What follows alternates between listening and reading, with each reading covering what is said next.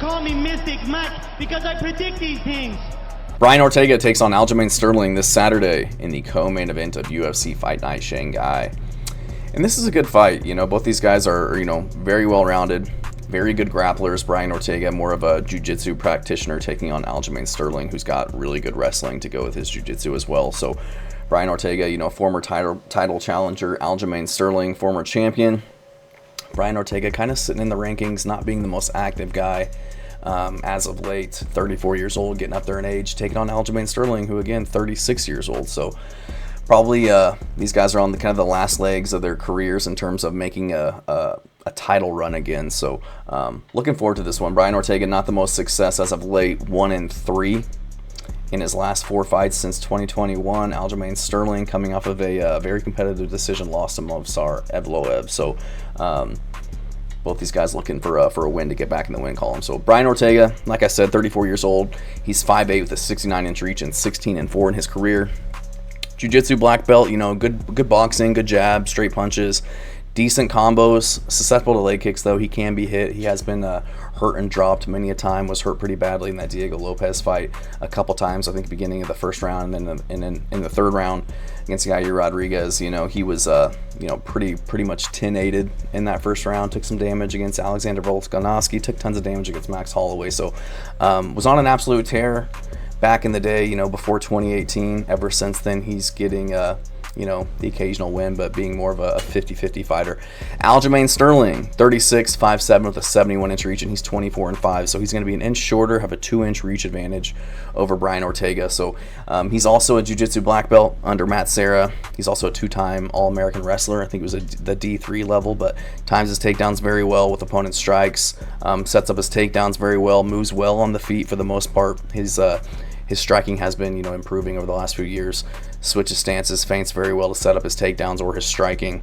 Good overhand right, good kicks. So also has really good cardio. He went a very hard, fast-paced 3 rounds with Movsar Evelev, who's probably top 3 in the division, and it's very competitive. He did lose, but lost to positional control and you could say damage. I think Evelev landed more strikes, but very competitive fight in that one. But I am going to go with Aljamain Sterling. I just think his wrestling will be too much of a factor against Brian Ortega. He's got a really good ground game, dangerous off of his back, but I feel like Aljamain Sterling will be able to negate that with his ground game and his wrestling, stay on top and be, controlling, landing more damaging strikes and winning the rounds that well. He has very good control, and I just think he'll be too strong for Brian Ortega, who I think at times is kind of doughy for the division. He's not really the, he's technical, but he's not exactly the strongest guy in the world. Aljamain Sterling, he takes the back very strategically when he's getting his takedowns, and in the middle of scrambles, he's able to get that backpack attack that he likes, rides the back very well, kind of like a wrestling match really, where he's got the body lock or that seatbelt grip across the midsection. I think he'll look for these positions to kind of negate Brian Ortega's game, not really allow him to be on top or to work from his open guard or closed guard. I can see him kind of lacing up his legs along the cage, holding him there, landing strikes, just making him work as he looks to take the back and get the submission, obviously, or just control and land strikes there to win rounds. Ortega's won 1 fight in 4 years, and it was against Yair Rodriguez in a fight that he was borderline 10-8'd in. And it was against a guy who really didn't have any type of ground game or wrestling. So as soon as he could kind of weather the storm that came from Yair, he was able to kind of take over with his grappling, whereas I don't see him able to do that against Aljamain Sterling. He might be able to, get the better of him on the feet. But I just think in terms of the grappling, I don't think he's going to catch Aljamain Sterling. I don't think he's going to be sweeping him or doing anything but working off of his bottom. And I just don't think he has the striking prowess or power to get the respect from Aljo to kind of keep him at bay and to kind of keep him from shooting in and working his wrestling game. I think Aljo can open up with his strikes as well, just because he's not going to be worried about the takedowns coming from Brian Ortega.